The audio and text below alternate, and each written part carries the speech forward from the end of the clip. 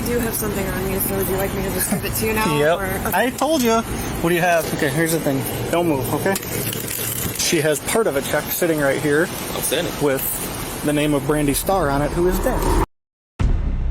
It began with a quiet drive down I-55, a silver car drifting through afternoon traffic under the warm Illinois sun. No sirens, no high-speed pursuit, just a marked cruiser trailing behind, unnoticed. Two vehicles heading south, one of them straight into a storm they never saw coming. Brandy, you to it if you could look up a Marissa Ulivi in-house. Hi. Hey, how's it going? Do you have your driver's license insurance on you? Yeah. What's your name?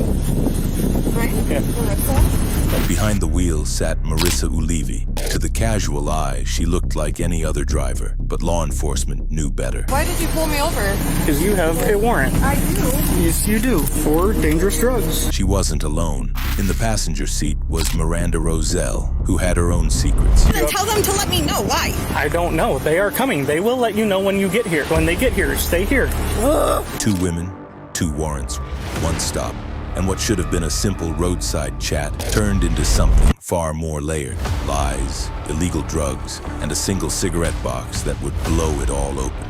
I'm Agent Knox, and this is the story of how a quiet stretch of highway became the gateway to 6 felony charges, 2 arrests, and 1 officer who refused to let anything slide. Marissa Ulivi wasn't exactly laying low. She was out in the open, driving down Interstate 55 in broad daylight. Just another woman on the road, except she was wanted for possession of methamphetamine and other controlled substances, the kind of charges that don't simply disappear or get buried in the system.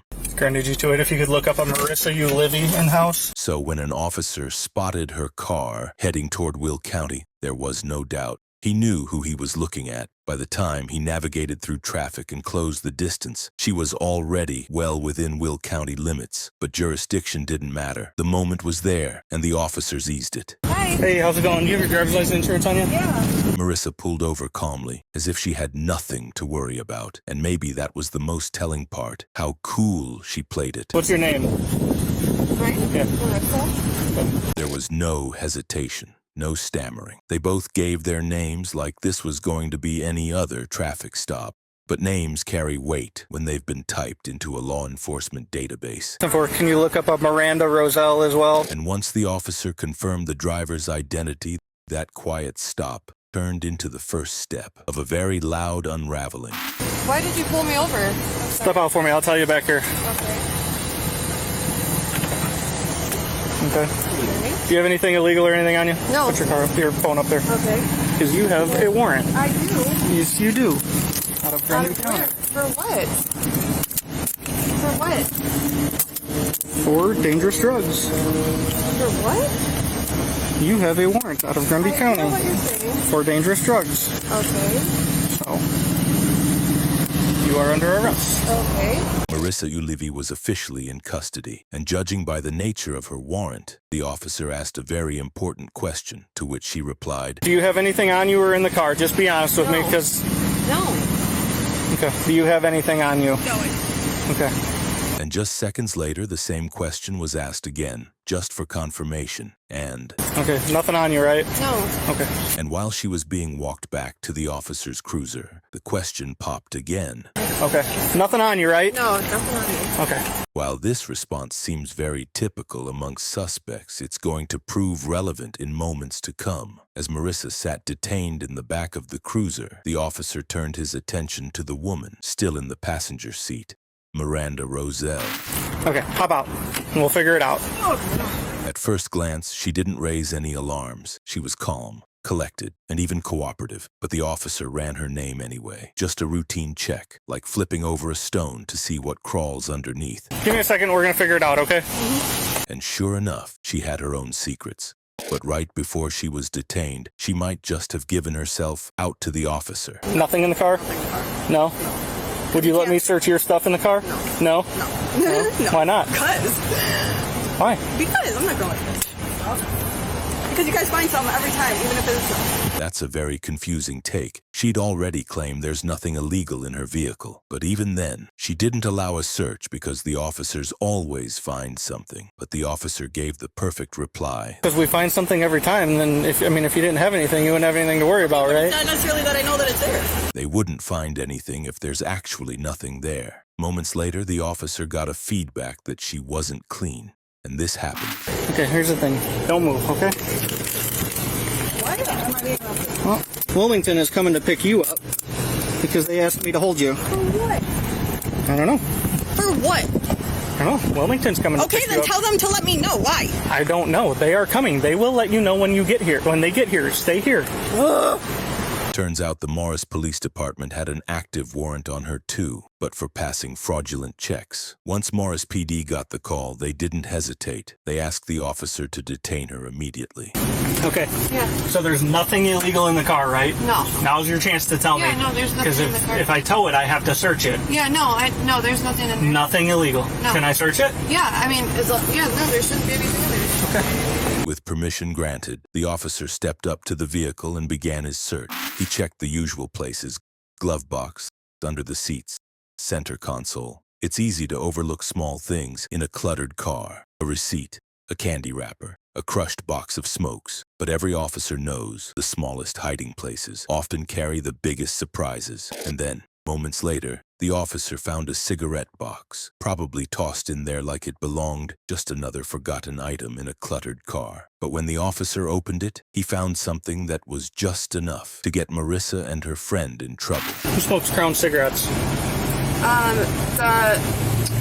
Her boyfriend's mom. Whose box of Crown cigarettes is in the car? Well, her name's Cherry, so that's her boyfriend's mom. Why are they in that car? Because I took her to the grocery store 2 days ago. Okay. Why is that? Okay. Well, because there's a pill in it, Okay. which is probably a controlled substance. Okay. So. I Okay. think she has a prescription for those, I'm pretty Well, sure, so. people don't keep them in cigarette boxes, Right. so. So I have to read you your rights, okay? Okay. He didn't need lab results to know what he was looking at. Experience filled in the gaps. His gut said meth, and in law enforcement, your gut can speak louder than a field test. The moment turned serious. The officer didn't continue digging. He didn't want to compromise the case. Instead, he backed out of the car and walked straight to the cruiser to read Marissa and Miranda their Miranda rights. All right, so here's the deal, okay? There's a cigarette pack in there with controlled substance in it, okay? I know whose it is, so the rest of the car's getting searched. So if you have anything in your stuff, might as well just tell me now, okay? But because I'm reading you this, it doesn't mean you're under arrest for this, okay? But I don't. This was no longer a casual traffic stop. It was now a criminal investigation, and everything had to be by the book. He'd already called for a female officer to assist with searching both women. I got one. You got one coming? Awesome, man, thank you. And now, with a potential drug find in play, the stakes were higher than ever. Both suspects claimed earlier they had nothing illegal. Now that story was starting to fall apart. And what if that small pill was just the beginning? What came next would change everything. By the time the female officer arrived on scene, things had already shifted from routine to personal. Miranda Roselle was up first, and she calmly submitted to the search. Here's your chance. There's nothing? You don't have anything on you? You sure you don't want to talk now? It sounds like they're going to cut you a deal if you talk. No, but 110%. What's up, boys? What's up? Miranda. Yeah, it's Miranda. What'd you guys pick her up for?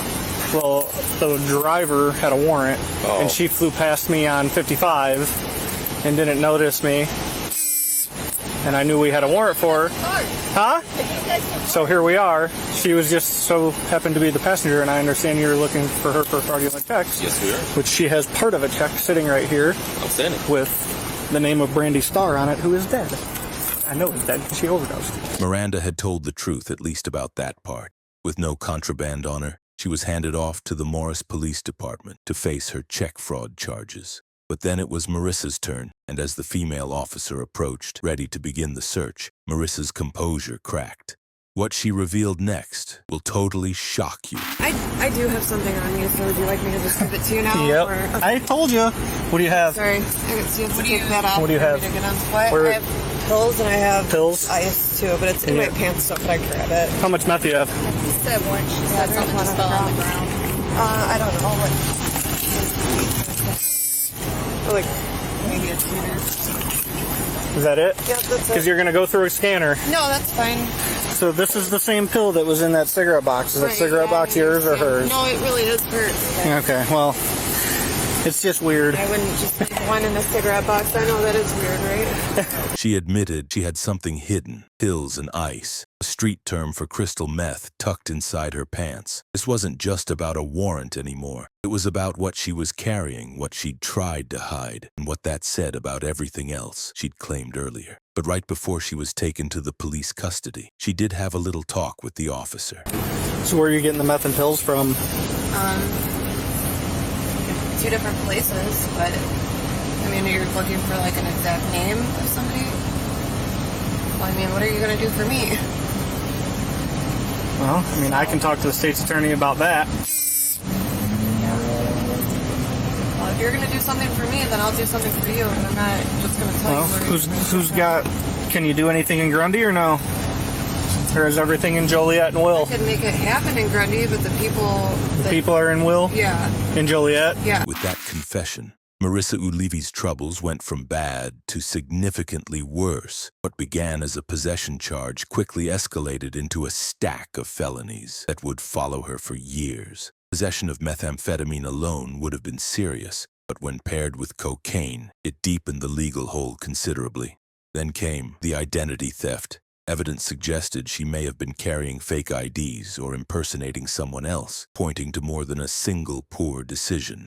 But it didn't stop there. She also had multiple counts of obstructing justice on her warrant. Every evasion, every misleading answer compounded the situation. In total, 6 felony charges. These weren't minor violations. These were serious crimes. Charges that don't just go away with time or a plea deal. They leave a mark.